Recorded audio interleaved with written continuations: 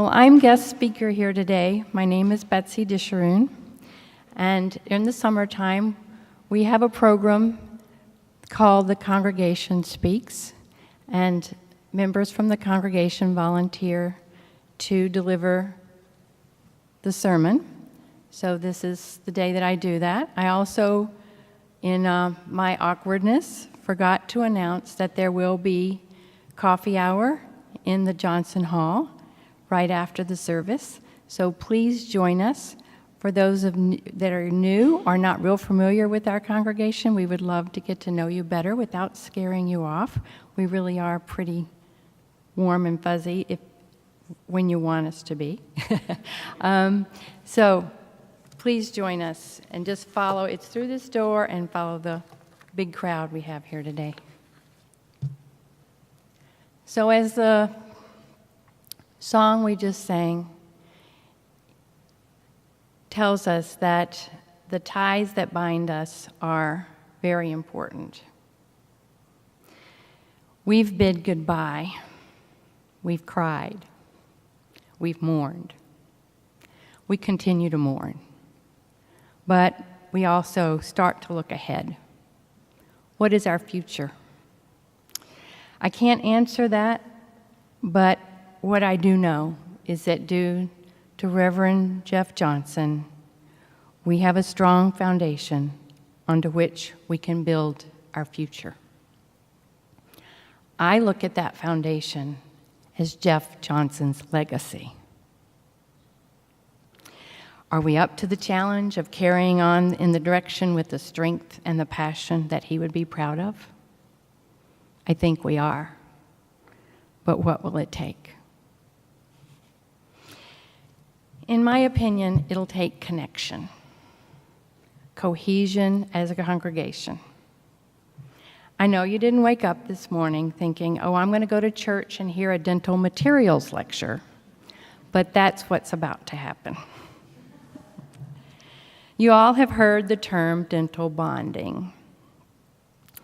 The common meaning that non-dentists use refers to something that dentists do to your front teeth to make them look better. Well, that is one form of bonding. During the last 40 years, the science of bonding, or adhesive dentistry, as it's called, has changed almost every procedure done in the dental office. When I was growing up in the 50s, cavities were filled with silver fillings.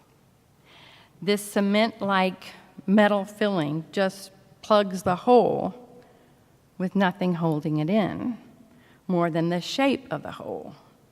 If you think of a hole that's this shaped and you put cement in it and it hardens, it's pretty easy to pull that out. If you think of a hole that's this shape and you fill it with cement and it hardens, it's harder to pull out.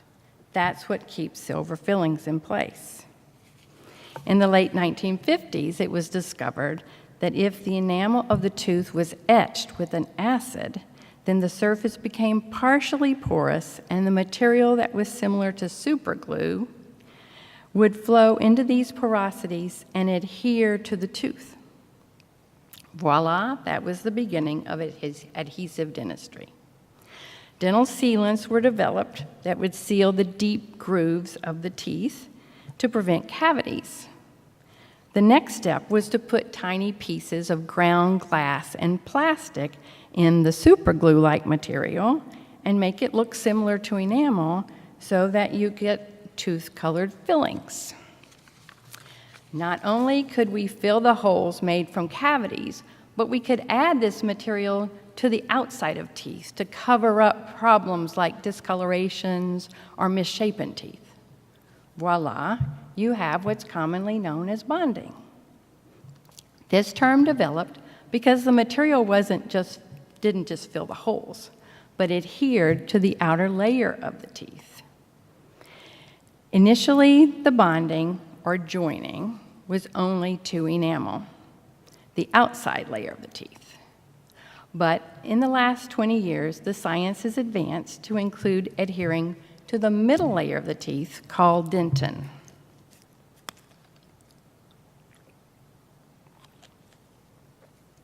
Hang in there with me for just a little bit more science. Enamel is on the outside, and it's crystalline like glass or porcelain, very hard and solid. It fractures instead of bending when it's flexed. The middle layer of the teeth is called dentin, and it's more like bone. It flexes and has much different properties than enamel.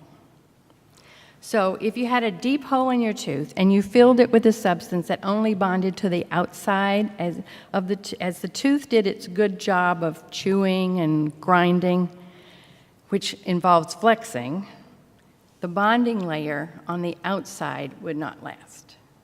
It would begin to get small microfractures and even loosen and maybe even break suddenly. Over the past 20 years, dental science has figured out how to get the bonding agent deep into the tooth to allow for bonding both the dentin and the enamel layers. So breaking of the bonds is much harder and the adhesion is much stronger. And I'm not just talking about fillings. I'm talking about sealants, fillings, cements that hold on crowns, desensitizers, veneers, orthodontic brackets and bands, almost every procedure that makes your tooth stronger. So why a dental lecture to the First Congregational Church of Milton? Because I think that's what Jeff Johnson did for us. He brought us into the 21st century of bonding this congregation together. He provided a deeper sense of what our spirituality means within each of us and among us as a congregation. Without that adhesion, we'll not survive as a cohesive, fully functional, vibrant, and growing body. As the Bible verse I read earlier says, He, Jesus, makes the whole body fit together perfectly. As each part does its own special work, it helps the other parts to grow so that the whole body is healthy and growing and full of love. But to be honest, I have some fears. What could still break us apart? What could debond us? In dentistry, sealants come off teeth. Veneers fracture off. Fillings still get cavities underneath them. Dental science is not perfect, and neither are we, with our weaknesses and failures. Continuing the dental analogy, children get sealants on their back teeth because that's where the deep grooves are the most susceptible to cavities. But kids love sticky candy. And during the past 10 years, the food industry has been fascinated by how many products they can produce in the form of sticky.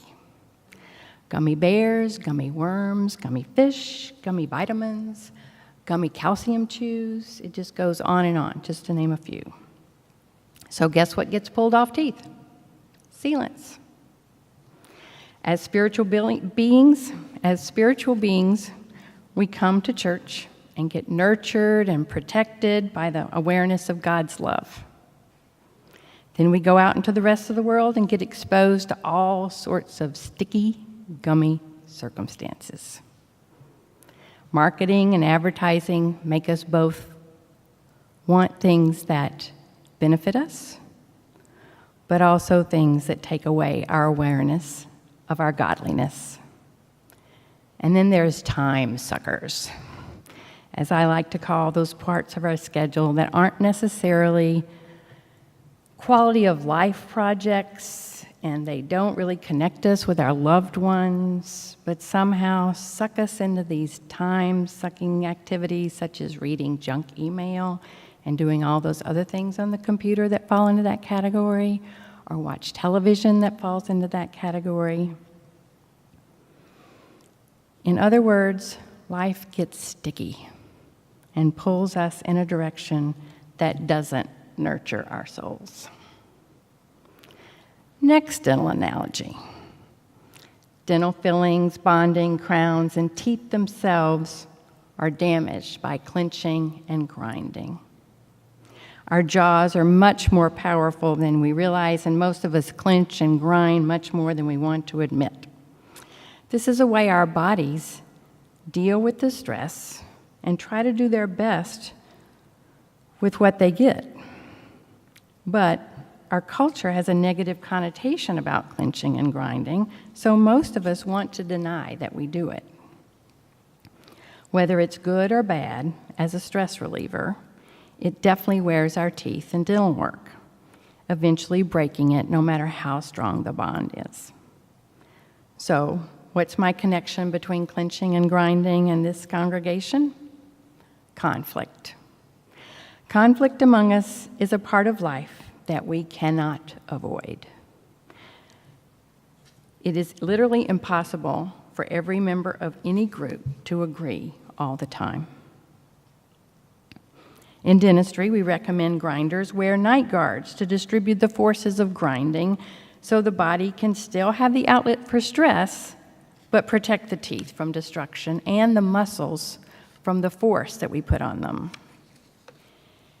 In church, we can disagree in a healthy fashion of open communication and facilitation, voicing our opinions, being true to ourselves in order to feed our real passions, but in the form of respect and coordination. Our night guard at church would be healthy communication based on love of our God selves and respect for all of God's kind. When I'm in severe conflict with anyone, of course, my ego kicks up fiercely and defends itself. The cycle can continue being fed by fighting egos, or broken by my taking my ego into my own little corner and feeding it and pouting. If this fighting or pouting continues because the ego is so hungry to be fed and never satisfied, the bond in this church weakens and may even break. But if we use God's love, perhaps the hungry ego cycle can be dampened. I cannot begin to tell each of you how God specifically helps you calm your ego. Only you know that. I personally am helped by prayer, meditation, and visualizing God's love swaddling me in soft, cuddly, ancient robes of Jesus and Buddha and Muhammad and Gandhi and other teachers.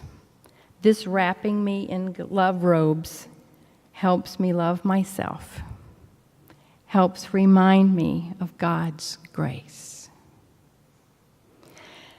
Then I can calm my ego down and sedate it long enough for the love to spread beyond myself to others. Then I really listen and open my heart to work through the conflict, not burying it or pouting, but resolving it. Yes, we're going to have conflict. Conflict with each other that pushes us away from the church. Conflict with the outer world, and probably even luscious, tempting things in the outer world that pull us away from the church. That's when Jeff's legacy is going to kick in.